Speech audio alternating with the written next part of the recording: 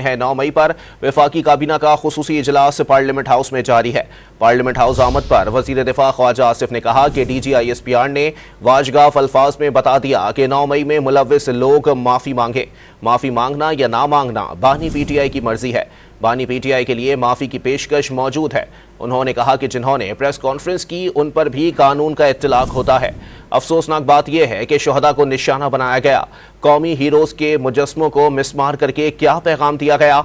9 मई किसी शख्स की अना नहीं, मुल्क की अना की बात है।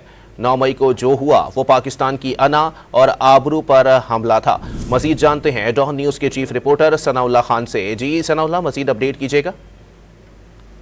देखें, अब पाकिस्तान की तारीख में इस किस्म के कम ही वाकयात होते हैं कि किसी वाक़े पर काबीना का खुसूसी इजलास हो रहा हो और 9 मई के वाक़े पर पार्लियामेंट हाउस में वज़ीर आज़म और जो इत्तेहादी जमातें जितनी भी हैं उनके रहनुमा शरीक हैं और काबीना का खुसूसी इजलास हो रहा है। इस इजलास में एक तो 9 मई के वाकयात के हवाले से वाइट पेपर जारी करने के हवाले से फैसला किया जाएगा। एक करारदाद पेश की जाएगी 9 मई के वाकयात की मजम्मत के हवाले से, और ये भी इम्कान है कि शायद इस यौम सियाह इसको डिक्लेयर किया जाए 9 मई को।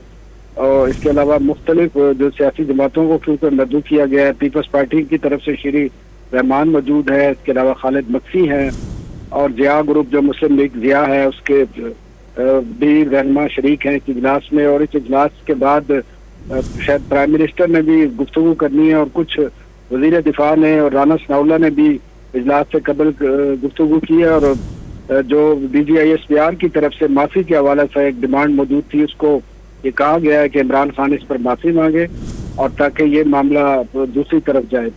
जी बहुत शुक्रिया सनाउल्लाह खान अपडेट करने के लिए।